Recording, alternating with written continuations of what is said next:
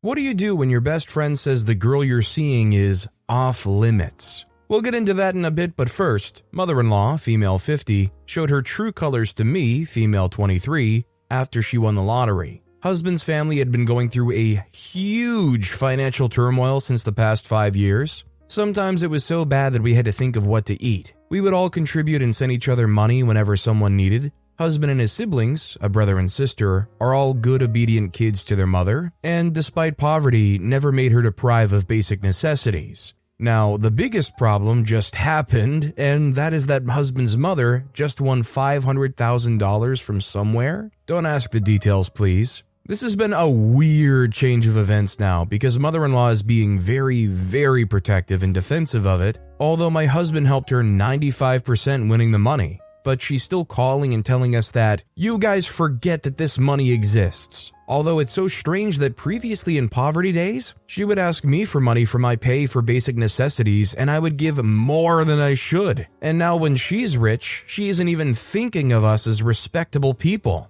FYI, I've been living with husband's family for a few months and we're planning to move out real soon. Now, I don't know how to act in this. Should I be petty? Or should I ignore this whole thing? What's even worse is that she's letting her youngest son and daughter get whatever they want. I mean, her son just got an Audi today, and she's taking the daughter shopping. I mean, what about me? Her whole aura has changed, and I'm confused on what the heck to do. On top of that, husband has been acting so weird as well. Like, he tells me in glimpses that he hates seeing mother-in-law act so weird and that he can note how money has changed her. But on the same time, he's saying that I'm too emotional and that he doesn't feel like talking about this whole money issue with me. This is irking me because I'm his wife and he should discuss it with me. But he's like, I'll talk to my younger brother. He always understands. I'm confused now as to what's going on and how I should be because it's affecting me mentally now. Not gonna lie, the way she's spending that money, especially going and buying an Audi, I don't think that money's gonna last very long. If I were an OP situation, I don't know how long you should feel this way even for because it doesn't sound like that money is going to be there.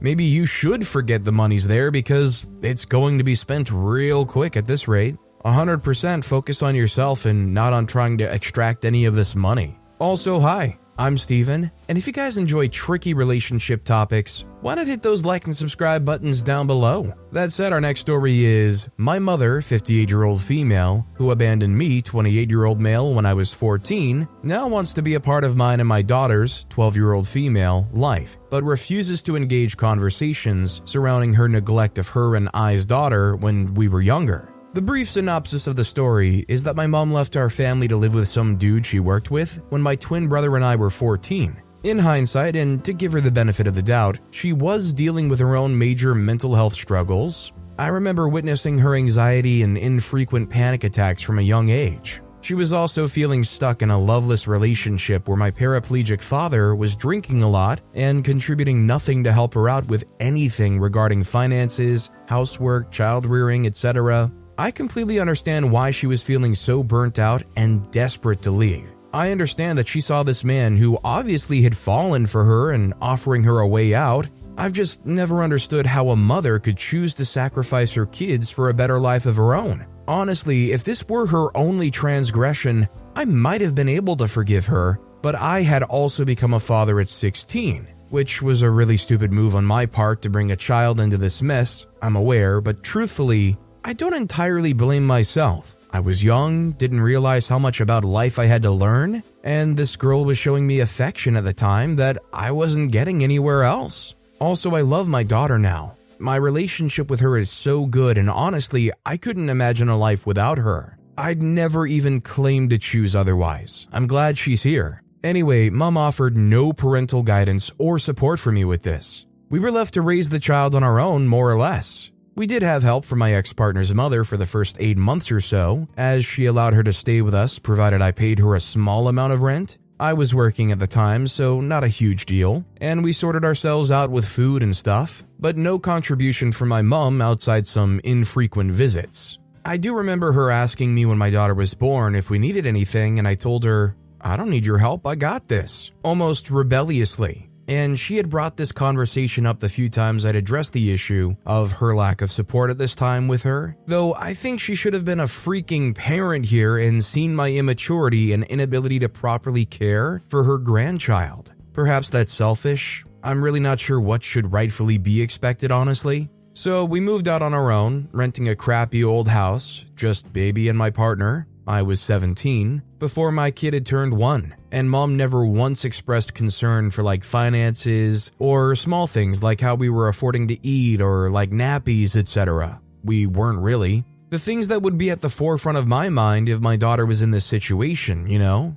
One thing that sticks with me and still really upsets me when I think of it, I remember when I'd realized that I didn't want to be with my daughter's mother anymore. This same year, and being so torn about having this kid and woman who needed support, but hating her at the same time because I had no one to address the concern with or what to even do moving forward, which led to me to stick around way longer than was healthy. Parents are supposed to be there for support with these things, right? Especially at such a young age. I mean, I thought I was mature and grown up and would have said I was to anyone who asked. But it really should have been obvious to any real adult that I wasn't, especially those who were supposed to be responsible for me, at least legally. Another thing that makes me hate her is that after my ex and I split up, she was refusing me access to my daughter. It was a messy breakup, and I had to pursue legal action through the family court system to be allowed a relationship with her. I remember finding out through a family friend that mom was actually on holiday with her partner in a tropical island when my main court hearing was held.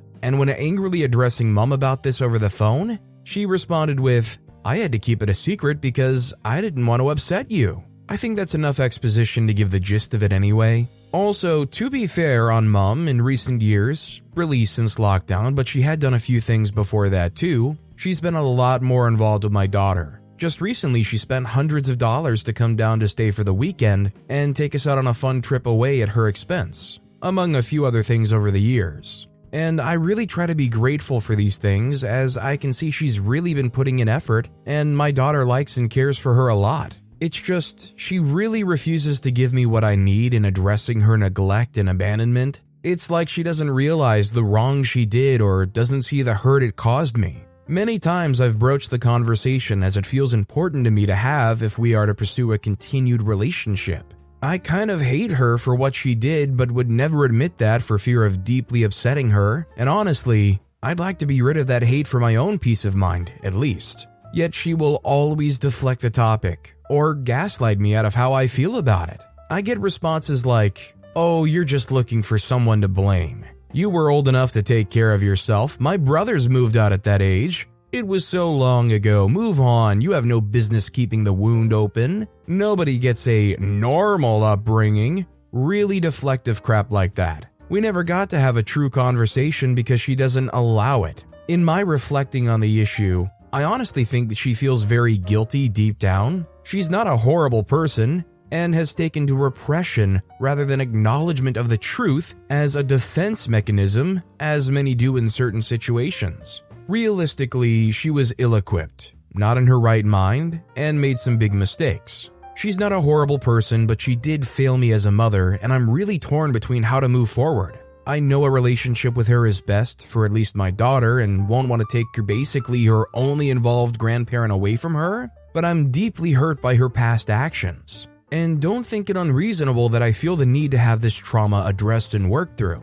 I believe she owes me at least some answers as to why she behaved so neglectfully. Do you think therapy maybe? Perhaps having a therapist to help us work through this? Any suggestions for how I can diplomatically approach this without the topic being shut down again? I believe she may be willing to help if I can get her to consider from my point of view. Hard to do because she's fairly self-centered by nature, possibly due to her mental illness. Thoughts and advice will be appreciated. If you take the time to read and respond to this, thank you. Honestly, it might be for the best to protect your child from this person rather than trying to force a relationship that might end up just being unhealthy for them. If this person is self-centered by nature and absolutely kind of broke you in some ways growing up, who's to say that that same thing wouldn't happen with your kid trying to have a grandparent type role? Do you really believe that they can turn around or that they'll act so much more differently with their grandkid? Our next story is I, 15-year-old female, rejected a boy, 15-year-old male,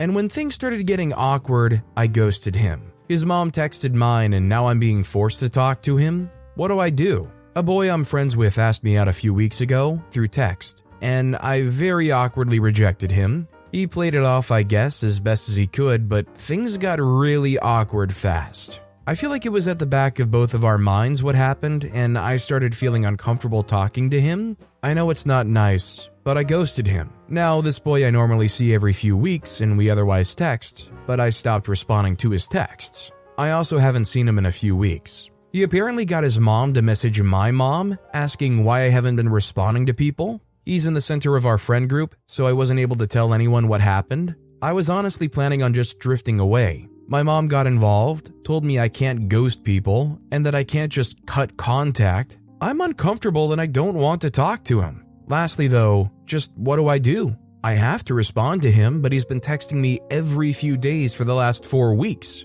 I was going to say I was busy, but I don't think that's believable. I really don't want to talk to him, to be honest. So I heavily disagree with your mom, and I think that's really troubling that she says you have to talk to these people. I would say stand your ground on this. Say you don't have to talk to them. You know you don't have to talk to them. If you don't want to talk to somebody, you can't be forced to talk to them. Honestly, it might make the guy sad, but if you don't want to talk to him being sad that you don't want to is not your responsibility. If your mom is so concerned about him not getting talked to, she can text him. This next story is, my, female 33, in-laws are staying for a month at my house, and I don't know how to deal with this. I'm having my in-laws at home for a month, and I want to know if other people ever felt in the same situation and how they dealt with it. Me, female 33, and my partner, male 34, are together since 5 years. Just a little precision, marriage is not common from where I come from. It's normal to not be married. We bought a house a few years ago, and we're generally happy as a couple. We're living in Canada, where I'm coming from, and my partner's from another country in Europe. We're seeing his family each year by traveling with them 2 to 3 weeks. We don't get a lot of vacation alone, but I'm willing to do this compromise since he doesn't get to see his parents often. Last year, his parents decided to come stay with us in our house for a month this autumn. They talked about it over Skype, and I wasn't there at the moment, so they agreed without me, and that's where the problem started. My partner told me later that day, knowing that I hate having guests staying long time at my place. To explain this, I'm pretty much an introvert person. I'm recharging my social battery by being alone at home. I cannot do small talk over a long period of time. I love seeing my friends and family, but more than one day is exhausting, and everyone that knows me well knows this, and they usually don't mind. My friends understand this. My parents are the same too and understand this. So I grew up in a way where I was never forced to go against this. I was always able to have a safe space, calm and relaxing. So coming back to the conversation with my partner, I was not happy about this. I told him that 1 month was too much. I could not do this. I don't feel that I have the energy, mentally and physically, to go through this. I suggested to him to have them for 2 weeks instead here, and maybe travel with them the rest of the time. But he was upset. He told me he wants to welcome his parents in our house, that he cannot say no to them and cannot send them in a hostel because it would be seen as rude in his family, and that if I didn't want them at my home, I just had to announce it to them myself. But it put me in an impossible situation, saying no as the daughter-in-law, knowing it'll cause friction and frustration. So I said yes to not cause any more dispute at the time. Big mistake. Fast forward to right now, in October, my in-laws are at my house since 3 weeks. It's a living nightmare. I'm working from home and they're always here, waiting for me to entertain them, criticizing me each day for little things. My mother-in-law is controlling everything. They're not going outside or doing any activities during the week while their son is working outside town. They also asked other family members that are not living too far from here to stay at our house for a couple of nights without asking me first. My partner told me he couldn't say no to this, that it's his family, and if I was going to say no, it would cause frustration and I would pass as rude. I was furious when I learned this, but again, I was put in a position where I could say no and create a lot of disputes, or say yes. So I had to deal with 6 people in total for a few nights. I'm exhausted. After that, everyone got COVID except me and mother-in-law, but it was a matter of days before I got it myself. I was super sick at home for a few days, and during that time, my partner and his parents went on a little trip in Canada. My mother-in-law was afraid to catch COVID from me when they would come back, which doesn't make sense since she traveled with her son that is still technically contagious, so I suggested that they could stay at a hostel for the time that I'm contagious. She refused, so I had to stay in my room for 3 more days being miserable and sick, not able to live in my own house. Right now, I just have 7 more days to go through this. I don't know what to say. I just don't want to relive this experience next year because they're already talking about coming back next autumn for a month. I talked multiple times to my partner about this, that I don't want to do this anymore. I can't. I feel exhausted, not myself anymore, super stressed, crying each night about this, but he's not happy about this. He doesn't try to understand what type of person I am or to accept my boundaries. He doesn't want to do compromise. It's not the first time that my partner is pushing my boundaries, and I'm wondering if this relationship is really worth it. I don't feel respected, and I feel that I lost my safe space, my home. I'm really depressed right now, I'm crying a lot, and I'm not sure what to do in the next days. Thank you everyone that read this, and if you have any tips, have a nice day. Honestly, I think this is the one situation where you have to look out for yourself and be the conventional bad guy to the rest of them. Say to the family that you cannot put up with this, you just physically cannot. Tell your partner you cannot put up with this, and if it's not something they can compromise on, then yeah, it is a fundamental problem in your relationship that seems to me, if not now, later, would probably fracture things. So it's either something that they have to work and collaborate with you on, or it can't just keep going like this where you're miserable every year. Our next story is, I, 23-year-old female, feel like I'm being trapped by my boyfriend, 28-year-old male. How do I let him down? I, 22-year-old female, have been with my boyfriend, 28-year-old male, for 4 years. Tomorrow would have been 5. However, I feel absolutely trapped in a relationship with him. We met when I was 18 and he was 23 and have been together ever since. However, as I'm getting older, I'm starting to notice some red flags in him, like the way he speaks to strangers, yells at his parents like a teenager, punches holes in the walls, and just as an overall angry and entitled spoiled brat. Not to mention that I'm working my butt off to build a career, and he's never had a job since I've known him. Might be helpful to mention that he's never been told no by his parents. When we're together, we don't really do anything besides going out to eat or rot in his bedroom. And I started to feel like I was missing out on my young years being with him, as well as the pandemic took 3 years out of my 20s. I started to go out with my girlfriends more to clubs, bars, and restaurants, and just overall spending more time with my loved ones because every single Saturday for the past 5 years has been spent with him. Whenever I do go against his wishes, he yells at me and accuses me of cheating. I've already started to emotionally detach myself from him for months now, stopped texting and calling him often, and even told my friends that we broke up. I've suggested the idea of breaking up to him on multiple occasions, but whenever I do, he starts to cuss me out and accuses me of ruining his life and threatens to sick his mom on me. Then he'll call me days later to tell me how much he's been crying because of me, which breaks my heart, because my intention wasn't to hurt him, but rather let him down gently. With bad timing, this week is what would be our 5th anniversary, and he called me to tell me he wrote me a card for our anniversary, which caught me off guard because we've already discussed breaking up, and I've arranged to collect my belongings. I just want to be free and experience my life as a young single adult woman and casually date other people so I can truly understand what I like and don't like in a guy, but I feel like he's preventing me from doing that, and I don't see a way out of this. I don't want to spend my 20s like this anymore. I kind of feel like I'm being manipulated, but I'm not sure how to deal with this. I'm trying to word this the best way I know how, so please excuse me if my style of writing is a bit choppy. Can anyone please share their thoughts or advice? Please and thank you kindly. Kind of like I said earlier, you have to be the bad guy here. I've said it in the past, but I don't think there's really too many relationships where it ends and both sides walk away just happy. Beyond that, it's very clear that this seems very manipulative. And whether or not he actually is truly upset if you break up, the way he's going about it is definitely very emotionally manipulative. Getting into this relationship when you're 18 and the guy's 23, you're kind of at different points still. I'm not outright saying that anybody groomed anybody, they were both consenting adults, but there is a lot of manipulation I'm feeling here. Honestly, at some point, OP just needs to sever this and move on and live their life and experience life being a single young adult, and at some level, process and understand that they might be hurting. But that doesn't mean you have to go back to them to make up for it. Manipulation, whatever. Breakups suck in general. People are going to be hurt, but don't allow that to not let you move on and live your life.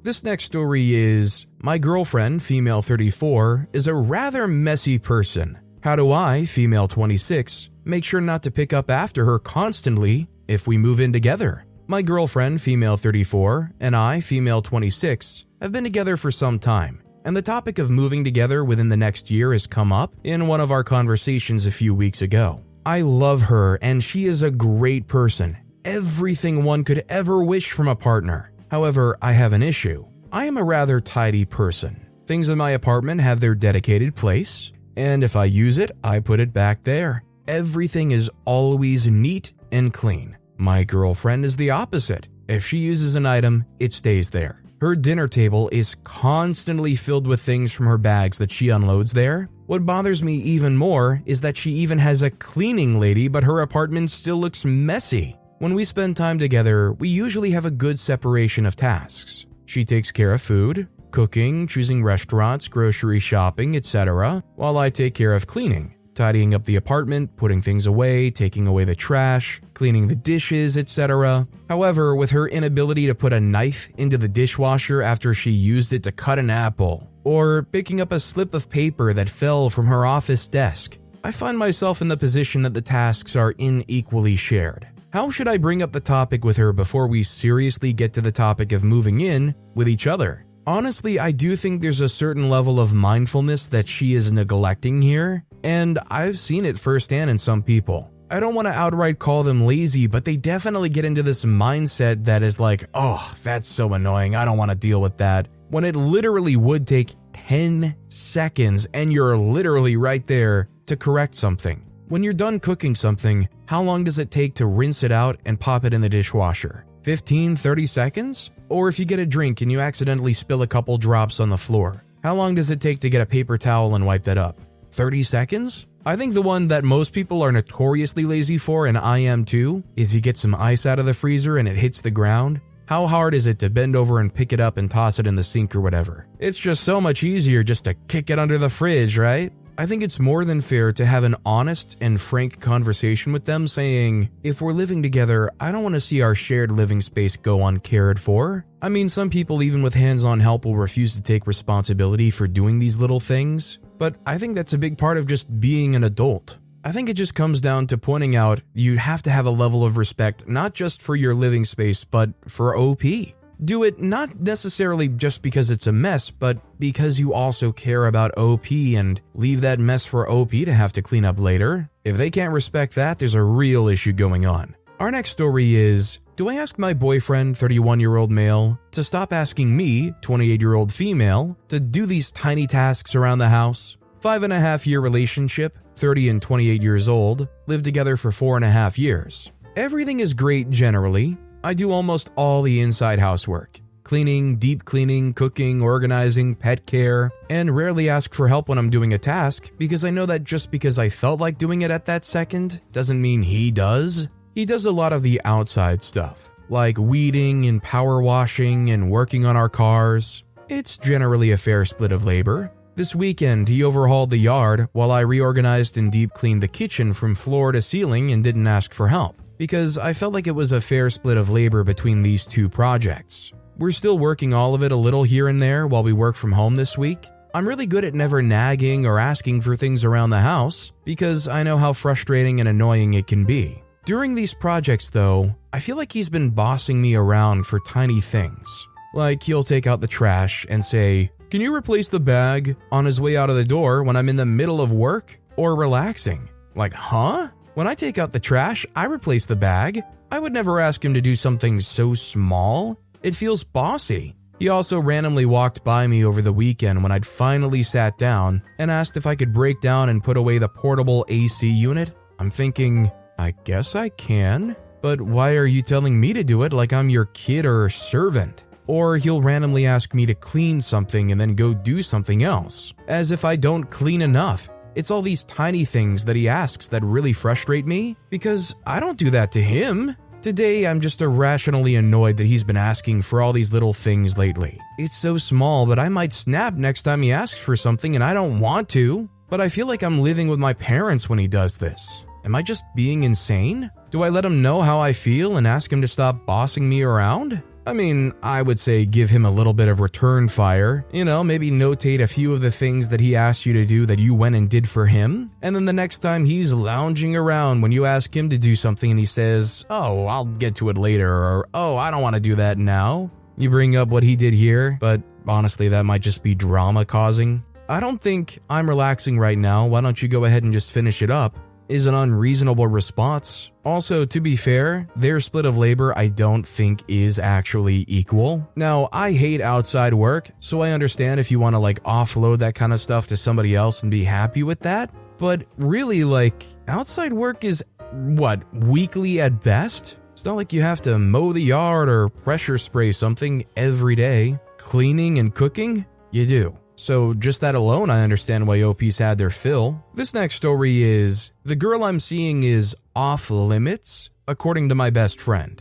I, 21-year-old female, am seeing this girl, 20-year-old female. I wouldn't exactly call officially a relationship yet, because we haven't had that talk, but I really like her, but haven't felt this way about someone since breaking up with my ex over a year ago. I first matched with her on the dating app Hinge. Funny enough, at the time, she was hanging out with my best friend, 19-year-old female, who sent me a picture of the two of them. My best friend said she was off limits, and at the time I thought it was a joke and didn't really understand why. About a month after that happened, the girl and her two roommates, one of whom I'm friends with, and I went to my best friend's apartment to get ready for a party. The girl and I instantly hit it off. She's beautiful and tall and intelligent and honestly the total package. Throughout the night, while getting ready, we flirted a bit back and forth and no one said anything, so I didn't think much of it. Later that night at the party, we were all having fun, dancing, laughing, talking, drinking, and getting to know other people who were there. I went outside to smoke and talk with some guys outside, and the girl followed me. We kept talking, and I cracked a few jokes with some of the guys and with her, and all of a sudden she kissed me.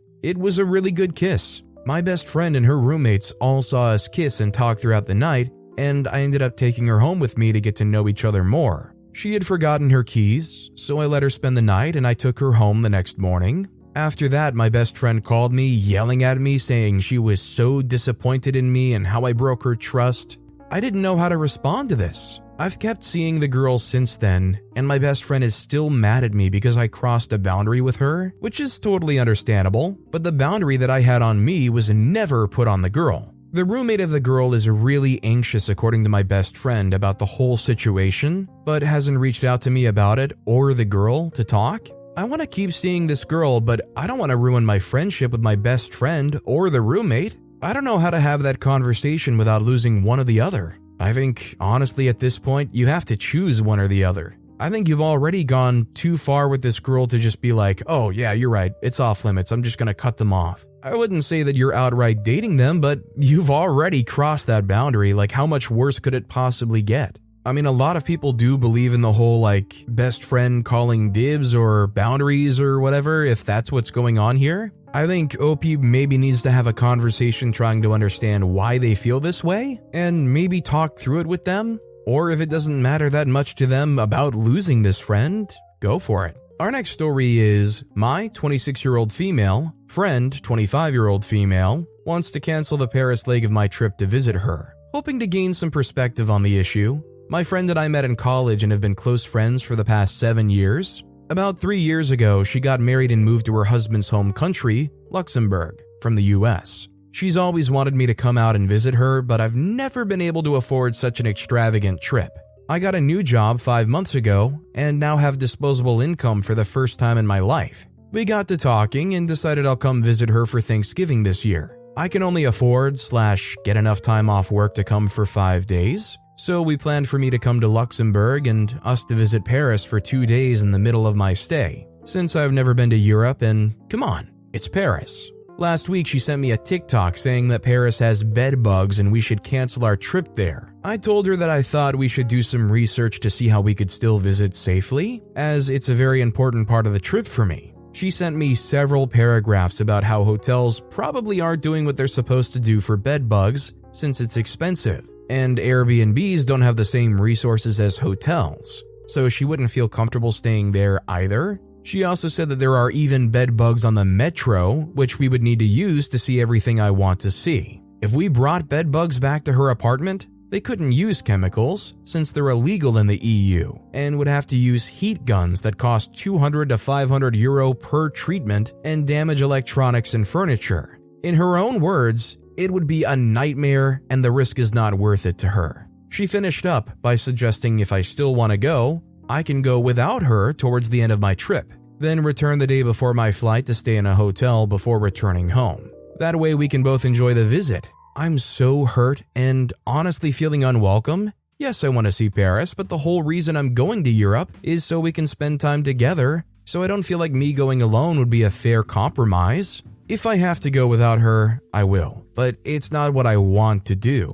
I would have just flown home from Paris if I knew I was going to have to get a hotel anyway and deal with all of this. I feel like there are precautions we could take to visit safely, like driving instead of taking the metro. It's about 4 hours from where she lives, which is practically a day trip in the US. If she was that worried about checking the mattresses for bed bugs, we could even go just for the day. It would be hard to squeeze it all in, but I could narrow it down to fit in a day if it meant we could go together. But instead of thinking of ways we could still go together, she was like, go without me. I don't think she's realizing how big of a trip this is for me. She can go to Paris whenever she wants. But I have no idea when or if I'll be able to visit again, and she knew this was important to me from the start. I don't think TikTok is a reliable news source, and a lot of the research I did indicated that Paris, like most big cities, always has some bed bugs, and the problem is being blown up by the media since the Olympics are coming up. I don't know how much is an actual increase/infestation versus the media dramatizing the situation. I feel like she's overreacting, but I'm also willing to consider that I'm underreacting. Am I being unreasonable to want us to go together? I want to be sensitive to her anxieties because I know how frustrating it's been for her to finally get an apartment, but I also don't feel like she's being fair. I recognize the risks, but feel like if we're smart about it, we could still go together safely. How can I bring up some compromises to her without her getting upset at me? Am I just being naive and need to get over Paris? Any insight you can offer is much appreciated. Personally, I feel like if they have this great fear and they don't want to go there, you can't force them to go there. I mean, bedbugs are kind of a nightmare thing. She tried to offer whatever compromise she could. She doesn't want to go. You can't force them. If anything, it sounds like the person who can't compromise is OP or not understand where they're coming from. Sometimes you just can't always get what you want. But with that being said, that's all the time we have for today. Now, if you want to hear another absolutely tricky relationship topic, check out that video on the left. Or if you missed my latest video, check out that video on the right. That said, I'll see you all next time with some more stories.